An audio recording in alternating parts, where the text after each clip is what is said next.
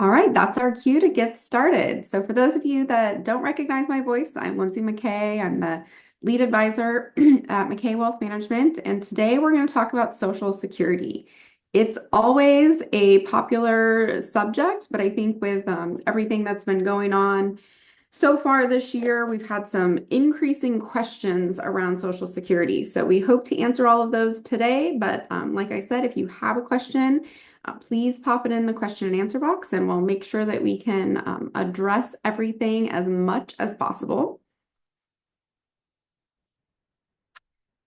So I think the biggest thing that we want to communicate here on this slide is just that Social Security is a big part of your overall financial plan. So we want to make sure that we're thinking about it as part of your big picture. So when we think about how to maximize dollars for you in retirement, Social Security is going to be a big part of that conversation. So many of you on the meeting today, I know we've talked about it for your circumstances, and we always try to come up with a plan A, I would say. Here's what we plan to do unless something changes in your circumstances. But Social Security is something that we can always make changes as far as when we decide to start taking benefits. So just because we have a plan A doesn't mean that we won't have circumstances change in life where we might need to adjust it. But I think that it's good to just sort of have a base case as far as when we're planning to start it, because that removes this whole question that we're going to address here as far as when is the optimal time to start Social Security income.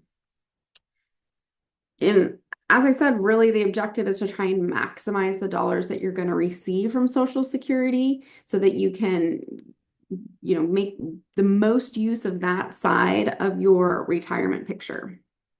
So we're going to address really four main categories of questions. And so if you have questions outside of this, please make sure to post them in the question and answer box. But one we've been getting more and more questions around is this: will Social Security be available for me when I go to apply? So we're going to dig into that. When can I collect Social Security benefits? There's sort of this different circumstances where different ages make sense. So we'll look at that. How much should I expect to receive? There's obviously a few things that could impact that. And then really kind of circling back to not only, when can I begin to collect Social Security benefits, but if I start early or delay taking benefits, how's that going to impact my overall Social Security benefits during my lifetime? So starting with, I think what's top of mind for most people is just this: will Social Security be available for me?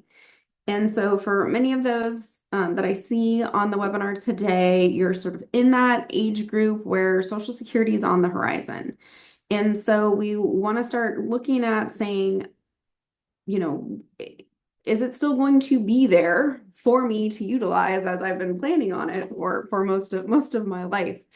And so what I would say is that for most people that are in that near retirement or in retirement age group, that yes, we do anticipate that Social Security will continue to be available to you. Now, will there be changes to it in the future? I think that that's something I talk a lot about with clients, and we'll, in a couple of slides, dig into what we could potentially see as changes. And the reason why we're expecting there to be changes is that this issue of Social Security will not be fully funded come 2033. And so I think a lot of people misunderstand the fact that it won't be fully funded as being benefits will go away completely. So, I think the first kind of thing that we would like to clear up is just that Social Security will still be available. It's currently projected to have funding of 77% of its benefits. And so the real adjustments that need to be made is what can they do in order to increase that funding amount to cover more of the benefits that are projected to be in place. So on the left-hand side here, we have funding basics. How is Social Security funded? And so just as a reminder, it comes from payroll taxes. So whether you are currently working or previously worked, I think everyone's familiar with FICA, and that's what goes to help to fund Social Security. part of that comes from you and part of that comes from your employer. And so that's where people say, I've been paying into the system for, for my whole lifetime or my whole working lifetime. And so I expect for benefits to be there.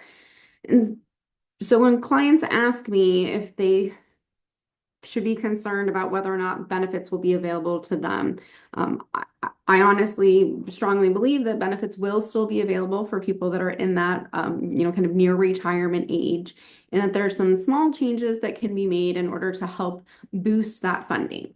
Now, when we think about Social Security for the younger demographic, so people that are not sort of at the end of their working life, but maybe more in the early or middle stages, Social Security will probably look a lot different by the time that they get to retirement age. But for those that are near retirement, I think that the benefits will be very similar to what the previous generations have received and what you expect based off your Social Security statements and estimates that you get. So how are we going to make up this funding? I think that that's, one of the bigger questions that clients have. So we look back and said, well, what has happened in the past? So we've had issues in the past where Social Security was projected to be underfunded. And so changes were made. The changes that have been made historically are raising the full retirement age. So for most people that are near Social Security filing age, their full retirement age is somewhere between 66 and 67. There has not been a change to anyone filing age past age 67. So that means that if your age is 67 for full Social Security benefits, that's also currently the age for your children and your grandchildren. So that's something that easily we could change to say, let's start looking at the different generations and have different ages for when you reach your full retirement age. The benefit of that means that people would more likely be in the working side of life longer and therefore paying in for a longer period before starting to collect benefits. Another change that happened historically was taxation of Social Security benefits. This is one where I think people who say, I don't know why I'm having to pay for my Social Security benefits. I've already paid into the system. There was a time in the past where they started adding the taxation on Social Security benefits. We'll talk about that a little bit later. Increase payroll tax and the taxable amount. On the previous slide, we talked about that the payroll tax, it's a combined 6.2%, and the taxable amount caps out at about $170,000 for 2025. So one of two things could happen, or a combination. We could see an increase in the amount of payroll tax that has to be paid. We could also see an increase or removal of the cap on the taxable amount. That's an easy way to say, right now, anyone who's making over approximately 170,000 is not having to pay Social Security tax in excess of that amount. So if we remove that, and for those high wage earners, we could see them paying into more money into the system because they now have to pay it on a higher salary amount or their full salary amount. Delayed retirement credits. It used to not have the option of waiting to take your Social Security benefits past that full retirement age. Now you do, and you're incentivized to wait by getting a increasing amount on anything beyond your full retirement age. So that's something where, again, we're delaying when people are going to enter the system.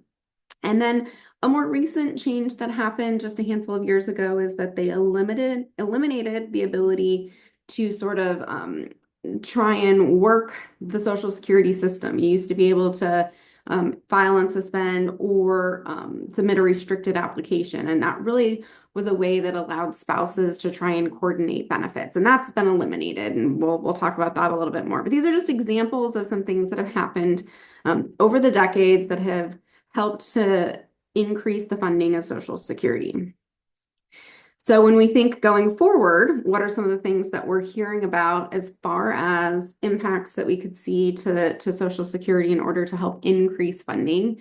I already mentioned it's happened previously, but raising the payroll tax cap. So that's, again, anyone who's making above that earnings amount would have to be paying taxes on the full amount. Increasing the full retirement age, I mentioned that one as well. Those are kind of easier or likely ones to see come into play. Modest benefit cuts or means testing. So this is one I think that retirees or near retirees are starting to become more concerned about. And that's one where it's saying if you have high income outside of Social Security, would that reduce the amount of benefits that you could receive? When we've seen changes happen to Social Security, historically, there's been a grandfather period, meaning that when changes go into effect, they say these changes will impact anyone who was born after this date. So meaning people that are not currently in the Social Security system or not within a handful of years of being eligible to be in the system. So historically looking back, it's really been, people that were under the age of 60, changes would be impacted. People that were over the age of 60 would be grandfathered in. So just something important to note that if you're, again, in that window of I'm near retirement age or already of Social Security age, should I be, kind of rushing to make a change or get in the system? We've historically seen it that they've given announcing in advance the changes that will occur, which will allow people to be proactive if they want, and two, that it's impacted people that are just 60 or younger. The final one on here is the change of cost of living adjustments. And so it's again, just one of the things that we could do or could see done in order to kind of decrease the demand or pressure on the funding of Social Security.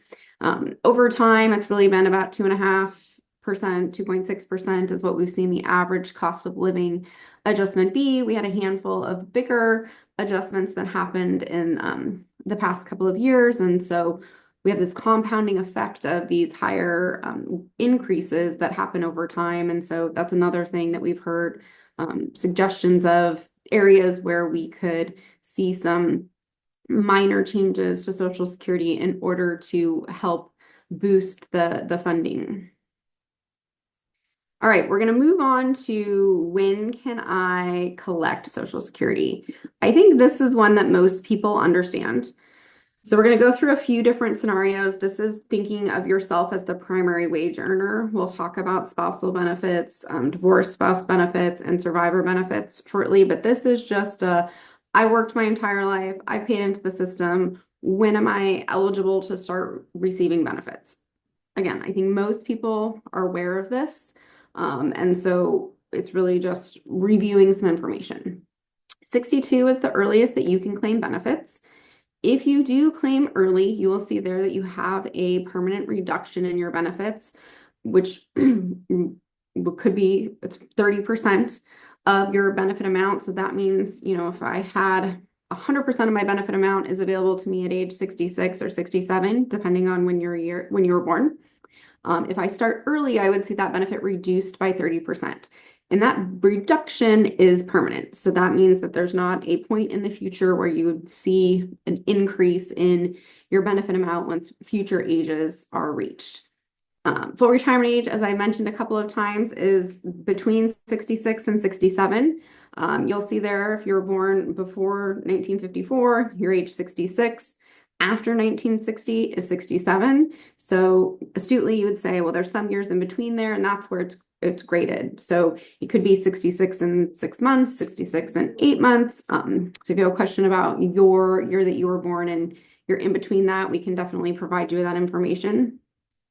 Then I mentioned previously that you do have the option to delay benefits. So once I reach my full retirement age, if there could be circumstances that would make sense for me to delay receiving my Social Security benefits, you'll see there that those benefits actually increase at 8% a year until you reach your full retirement age. There is no benefit of waiting past 70. So most people, they're starting benefits at 70 no matter what. There's very few circumstances where it would make sense to not start your benefits. It would really be because you had some large taxable event or something else going on where you are going to delay a year or two. But again, we've talked about you've paid into the system all your working years. We want to make sure we can get the money out. And so 70 is sort of the age where if you haven't started it by then that's when we would have you target to start your benefits. And we're going to talk a little bit more about the kind of differences or considerations to think about for when to start for these various ages. Oops, let's go back one. Okay, spousal benefits. So if you're married and you or your spouse took time out of the workforce, you might not have as high of a Social Security benefit as your spouse does. And so when the system is created in order to say, even if someone didn't work at all, they're still eligible for a benefit. So if you are married, you are eligible for a spousal benefit. And the system now looks at that and compares your own benefit to your spousal benefit and will give you whichever is higher. So if I wait until my full retirement age and I want to collect on my spouse's benefit, I'm entitled to 50% of their full retirement age. There's no benefit for waiting past the full retirement age. So there's no reason as a spousal benefit recipient, I would not wait until 70 unless there again was some other kind of circumstance that would have that make sense. There is an option to start it early. However, your benefits would be reduced by 35% and your spouse has to be receiving. So whether you're filing at full retirement age or early at 62, your spouse has to be receiving benefits at that time. So it used to be that one spouse could start collecting a benefit. So the spousal benefit I could start even if my spouse had not been collecting, but that's one of the changes we saw a handful of years ago. So things to remember on this is that spouse must have started receiving their benefits. And then if you started early, you will see again, a permanent reduction in your benefits. Something to consider about spousal benefits is that they will work while both of you are living. Once one of you passes away, you'll automatically get the higher of the primary earner benefits or the spousal benefits. So it's really important when we think about how to maximize benefits for a couple, we need to think about both benefits while they're living, but also this consideration of at some point in the future, we're going to lose a benefit and only have that higher benefit. We're going to come back to that in a minute as well. You'll see here noted, if you qualify for your own benefits and a spousal benefit, you're deemed to apply for all benefits, and the system's going to approve you or provide you with the higher of the two. So it used to be you'd have to consider, look at it and say, am I applying for my own benefit? Am I applying for a spousal benefit? That is not anything that needs to be done at this point. The system has changed, and now they're just going to give you the highest benefit that you're entitled to. So one of the things that people frequently then will ask about would say, well, am I entitled to spousal benefits once I'm divorced? And so we see a lot more of this question come up, and the answer is yes. So there's first a few questions or considerations that we have to make sure apply, and then we will look and see the way your spousal benefit works.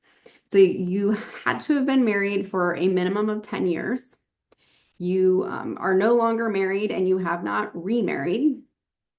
You are over the age of 62 and your own benefit is less than your spousal benefit. So again, the system's set up where it's going to look at it and say, what's the highest benefit that you're entitled to? That's the one that we want to approve you for.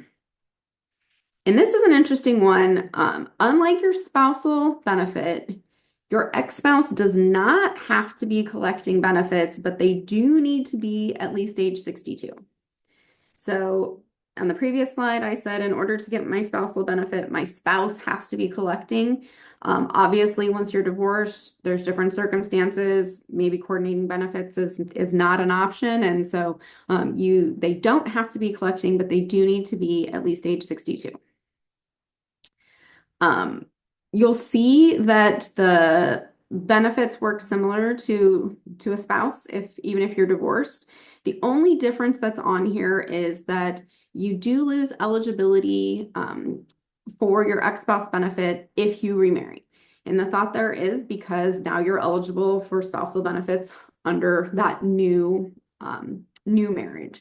So this isn't this is something to consider in the financial picture if you are looking to get remarried and are collecting benefits. You just want to make sure you understand how it works. We touched briefly on survivor benefits. This is one where I think people frequently overlook it. And so I'm not going to spend a ton of time on it, but just putting it out there for, it might not be you, but maybe you know someone else in life that has lost a spouse. And so this is the one place where we're able to elect to take a spousal benefit. So again, my spouse paid into the system, their working life, they passed away before they started collecting benefits. I'm eligible to start taking that at age 60. It would be reduced, but I'm also able to then wait and take my own. So this is one where we see people will frequently start this on the earlier side, 60, 62, 65, and then delay taking their own because they wait for their own to become their full retirement benefit, or even wait until 70 because it can still continue to grow. So while there isn't a big opportunity to coordinate benefits for living spouses as much as there used to be, there is sort of this opportunity to look at it and say, well, if we have an instance where you have, you're a surviving spouse, we want to make sure we're considering how to coordinate your benefits with your, deceased spouse's benefit, because there's a very limited time where we can kind of collect as much as possible for that, the individual who's passed away. Benefit calculation, this is one where I think, it's probably more information than most people are interested to look at, but it's essentially how do they come up with your monthly benefit amount? And so I think the biggest thing is that they look at your earnings history. And so if you've ever seen a Social Security statement, you see that it's got every single year that you've, been working and an amount listed next to it. If there are zeros listed there, that means that it's a year that you did not work, or if you did, that there was maybe an error in reporting your earnings. And so if you look at that and there's zeros in any years where you feel like there should be a number, we would want to make sure that you appeal that and say, I did work that year. What documentation would be needed in order to provide that? And the reason why that's important is because, and you'll see number 3 here, Social Security looks at your at the highest 35 years of earnings. And so if we have less than that, they'll automatically fill it in with zeros. But again, we want to think about any years that we did work where there should have been dollars in there. We don't want zeros in place of that. So we want to have a full earnings history, if possible, or if we did work for those full 35 years. So then they add up all of that, and then they divide it by the number of months that are in that 35 years, and that's how we get your average indexed monthly payment. So what's the maximum benefits that are available this year? So if you reach full retirement age of 67 in 2025 and you had maximum benefits, meaning that you've paid in enough to qualify for the highest amount, it's just over $4,000 a month. If you have been delaying your benefits and you're reaching age 70 and going to start collecting the maximum benefit at age 70, this year it's $5,108. And then if you're turning 62 and going to start taking early benefits, then it's $2,831 a month. And so what I think is really helpful in seeing these numbers is just that there's a pretty big variance in these, and these are obviously just the highest amount that you can qualify for. But the looking to get $4,000 a month at full retirement age versus a little under $3,000 at early retirement age, that can make a big impact over the course of your lifetime. So we want to make sure that, again, we're thinking about your individual circumstances and really trying to make a decision on what makes the most sense for your income needs today, but also in the future. Because if we think about these dollar amounts, this is the base number that we're going to start with, where under current Social Security, we get cost of living adjustments annually. Those are going to compound and build over time. And so we want to make sure that we're maximizing dollars to you during your lifetime. And if you're married, we want to consider maximizing benefits to both spouses during their lifetime. So this is just where basically, this just shows that cost of living adjustment compounding over time and how much that can add up over the years. So if you started at $2,000 a month and you lived for 30 years, meaning you collected Social Security benefits for a 30-year time period and got that 2.6 cost of living adjustment, that's $1 million that you're going to get during your retirement lifetime. And so we really want to think about making sure that we're kind of balancing out that when should I start? What makes the most sense for my circumstances in order to get you as much of that, kind of as high of a number as we can during your retirement years. So we looked at the maximum benefit that we're eligible for now. So that's, like I said, if you're kind of age 67 and getting ready to start Social Security, this just shows the monthly difference in benefits. We looked at it a minute ago, but just saying, thinking about that difference of $1,200 a month between your full retirement age and you're starting your benefits early. It looks at each year sort of so you can see that you don't have to wait all the way from 62 to 67. We see that number decrease ever so slightly each year. And then we also look on the flip side and say, okay, great, if I were to wait and get benefits starting after, how much does that continue to grow? So for a lot of times we'll think about this idea of if I wait and take benefits, how, it's going to take me some time to make up for the years that I didn't take. And so where does that break-even age hit? And then conversely, if we think about how long am I going to get benefits for? That can also say, sure, it takes me a little bit of time to make up that shortfall, but if I know I'm going to be living longer, then I have more years to be making that up. Super hard because we don't know how long you're going to live. But again, that's where we sort of look at things such as health, whether or not you're single or have a spouse. Is the spouse going to be dependent on your Social Security, survivor benefits, things like that. So we want to be thinking about this, kind of from all different angles. A big consideration is, are you still working? And so this is one where I think people have sort of occasionally been a little premature in starting to take their Social Security benefits and then continue working. The amount you can earn while receiving benefits before you get a reduction is relatively low. This is showing here that in 2025, you can earn up to $22,320 without being penalized. And so this is, I haven't reached my full retirement age, I'm starting to reduce Social Security benefits, and I'm still working. So the system was really designed to pay you once you are no longer working in retirement. So Social Security says, hey, we're going to actually limit the amount that you can collect if you're still working and earning over that $22,320 threshold. So for every dollar that you earn, for every $2 you earn over the limit, they withhold $1. And this goes on until you reach your full retirement age. And then your full retirement age, depending on when your birthday lies, there still might be a reduction, but it's only for every $3 that you earn. So I'm not going to be too worried about that. The year you turn full retirement age is a little bit more flexible, but I think it's just important to know that if you are still working, maybe it doesn't make sense for you to start your Social Security benefit until you're not working or turn your full retirement age. Once you actually hit your full retirement age, there's no reduction from that point going forward. So again, a planning piece to look at. But just make sure that you know that there is sort of this temporary reduction. Those dollars aren't lost. They'll get calculated back in once you reach your full retirement age. But a lot of people just don't expect that if they're starting to receive benefits before they have quit working and have not reached that full retirement age. The other thing to consider is you have other income sources. So there is this taxation on Social Security that I mentioned closer to the beginning of the call.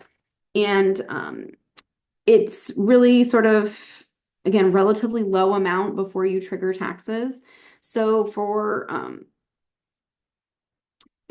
most of us, we're going to be in a situation where our Social Security is taxable.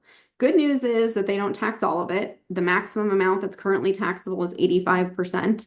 And so this just becomes a consideration of you have other taxable income in retirement, or you're still working. How much do we want to get from Social Security that's taxable to us versus delaying that? So potentially delaying it till age 70 and getting other taxable dollars distributed before triggering those benefits. And so this is, again, just one thing to keep in mind, that it is taxable, and we want to be thinking about your full taxable situation before starting Social Security, because a lot of times what happens is that people get into this retirement stage of life and they think they're going to have lower taxes because they potentially have less income. But if our income's coming from retirement accounts that haven't been taxed, and Social Security, which is 85% taxable, and then we still have taxes that we have to be paid on our interest and dividends, what happens is we see the tax piece sort of add up rather quickly. And so we just want to make sure we're considering the taxation before starting our Social Security benefits. So people, let's say in retirement all the time, I want to be paying lower taxes. What can I do? So if we're going to start Social Security income, we know that that's probably going to, be taxable up to 85%. So is there a way that we can look at balancing that out with having less income coming from other places once we start Social Security? It's really important that we think about these required distributions that will happen at some point in life. Right now, it's either age 73 or 75, depending on when you were born. And so we have these sort of periods in time where taxation will ramp up. So let's say I retire at 65 and I wait and take Social Security at 70. That gives me 5 years where I can control my taxes a little bit. What would I do during that time period? We see another bullet point is to draw down our traditional IRAs, or if we don't need the income, convert to Roth IRA. Because if we delay Social Security until 70, that gives us some flexibility in our taxes. Once we hit 70, as I said, most people are going to start Social Security. So then we might find ourselves in a new tax situation. And then once we have those required distributions at 73 or 75, it's another kind of increase in taxable income. So we want to help you look at what the taxable side of retirement is going to look like once all of those required tax distributions and Social Security are in play, and then work backwards to say, okay, how can we be strategic about trying to manage taxes, in my example, from 65 to 75, right? That's sort of a 10-year window where we could have some control. But once we're 75, if that's our age for required distributions, we are taking our required distributions, which are mandated every year.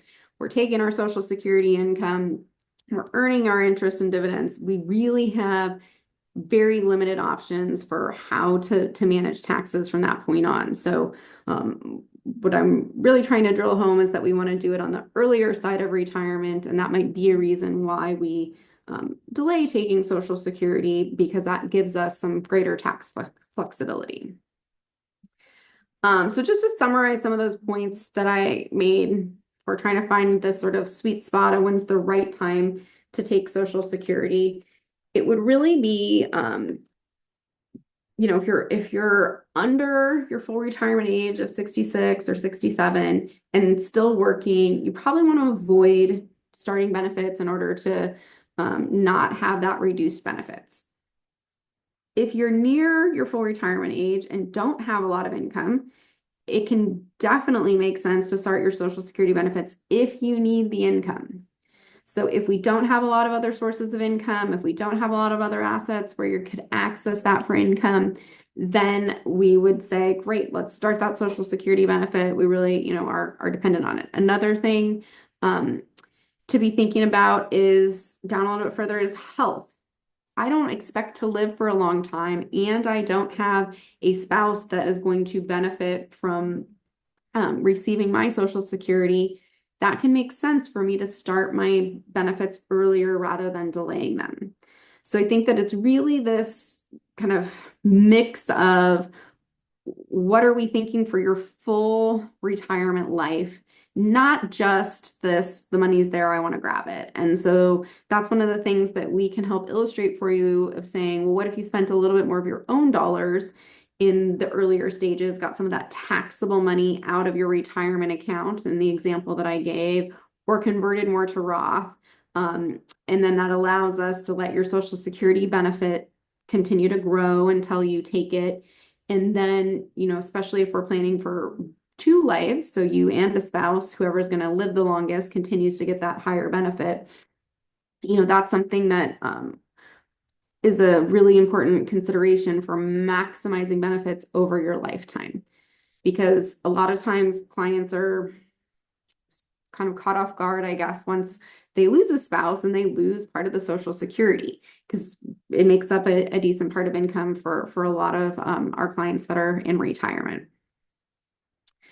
So again, if you and your spouse have both have benefits and you want to look at how do we maximize the benefits amongst your circumstance, I think that again, that's a conversation that we can look at together to just say, does it make sense for us both to wait until age 70? Does it make sense for one of us to start claiming, or both of us? Because as you remember, in order to get a spousal benefit, the primary earner has to be collecting benefits as well. So the way that we are able to coordinate spousal benefits is a little different in that if you want to collect a spousal benefit, you need to have the primary earner having claimed benefits. But there's a lot of circumstances where you could have similar benefits, and how do we coordinate that with potentially delaying one in order to maximize it if you're not wanting to wait and delay both of them. If you haven't gone to the Social Security website and looked up your statement or set up an account, I highly encourage you to do that. That they don't send them out as frequently as they used to, but it is available online. There's also a tool on there where you can look at a benefits calculator and you can estimate out, starting benefits early or delaying them, or kind of trying to get a better feeling of what your Social Security benefits could look like for you. But I'd also say that we have a lot of resources and tools that we can help with as far as how does it fit into your broader financial plan.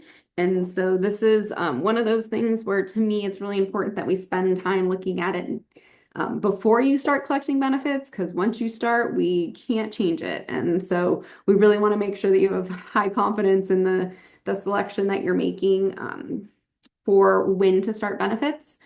And when I say that, it's really that I want to make sure you're informed. So we look at the numbers, we crunch it, we do the projections, we find out your break-even age. I can give you all that information, and you could still say, Lindsey, I know that it's saying I should wait until 70 or 67, but I just feel more comfortable starting my benefits at 65. This is a personal decision that you get to make, but we want to make sure that you have all the information before making that election, rather than a couple years down the road saying, gosh, I wish I would have looked at it a little bit closer before deciding. And if I had, maybe I would have done something different. So I just want to reiterate that the decision is yours. And it's really just that we want to arm you with the information so that you feel like you can make an informed decision.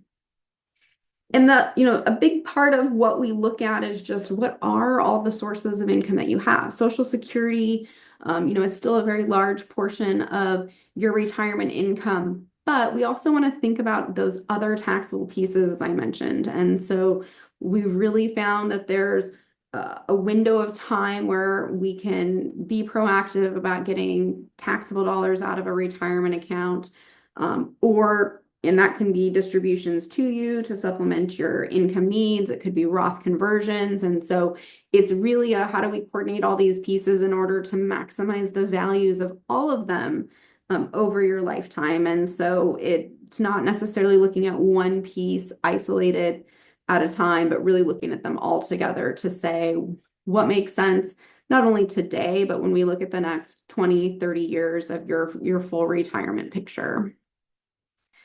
So just obviously shared a lot as we think about the, kind of bigger questions that people have about Social Security. As I mentioned, there could be situations that are unique to you where you might want to look at your own scenario and help give some guidance around what would make sense for that. But if you have any questions that are more kind of broad and generic, I'd be happy to answer any of those that might come up. And I think the comments that I would make around that is that a lot of times people come in and they say, should I start Social Security? My neighbor has started, and I just, they were trying to tell me all the reasons why, and or my brother-in-law is really on us to start taking Social Security. It is a unique to you circumstance, right? What makes the most sense for your financial picture, and we don't always know all the specifics of other people's financial world, and so there could be kind of a whole handful of reasons why someone might elect to start early versus someone that would delay. For just quick numbers, that break even age I talked about, meaning if I could start as early as 62, but I wait until 70, how long does it take for me to make up those dollars? It's typically somewhere between 70 and 80. So we've got to have benefits going for 8 to 10 years before we kind of come out on the other side as positive, because we started with a higher dollar amount. We get a cost of living on that higher dollar amount that compounds over time. And so over the duration of our life, we know we're going to get more money, but it takes time for us to make up those handful of years that we didn't receive benefits. And so that's one that people sort of always talk about and wonder that, how long does it take me to make up that piece? A couple of other questions that we've been getting recently is just filing time. And so Social Security has always suggested that you file 3 months before wanting to collect your benefits. There has been a bit of higher activity around benefit applications. And so processing times can be slightly delayed, but when you submit your application, that's going to be, sort of the date you put there that you want to start benefits is the date that you're applying for. So if I wanted to start benefits in July and I just submit my application now, I might not get my first benefit amount until August or September, depending on when my birthday is in the month and when it gets processed. But I would get my benefits paid back to the date that I applied for. So in that instance, July. So my first payment could be a one-time payment that covers multiple months of back pay that I missed out on because of processing time. So I just always encourage people to not be deterred by the fact that it does take could take a little bit longer to process, but just be aware of the fact that it, just like anything else, there is sort of a processing period that we go through. I did have a client who recently applied, but they were trying to get ahead of the game, and they applied, kind of more than 3 months in advance. And then they were trying to follow up with Social Security because they hadn't heard anything. And Social Security said, well, yeah, we are processing them based off of when the benefit period starts. And so they weren't they were further down in the queue because there was a longer period of time before their benefits were set to begin. So it's a little bit of a, kind of a challenging system in that you apply and then it can take months before you hear anything back. But it's a lot more streamlined now that they have the system set up where you're just going to get the highest benefit that you qualify for. So we're hearing less and less that people are having issues with getting the right benefit. So that's been streamlined greatly. Another thing that people frequently, kind of ask about is having taxes withheld from Social Security. I'm a big believer that you should have taxes withheld from the source of where it's coming from. So making sure that we do have some taxes withheld from Social Security and really thinking about how much you want to have for that piece and being intentional about it because it's challenging to change once it's in place. So yes, we want to withhold taxes in most instances, and I would say consider withholding, what your overall tax rate would be. Happy to help you look at that piece as well. And then really like most of the things are just small nuanced things based off your individual circumstances. So if you have not started Social Security and are considering doing it in the next couple of months or before the end of the year, I really encourage you to schedule a time to chat with us about just your Social Security options and make sure that you feel really good about the plan that you have to start your benefits. So with that, I will leave you for the afternoon. Thank you for joining us and look forward to chatting with each of you more about your Social Security options and what that can look like.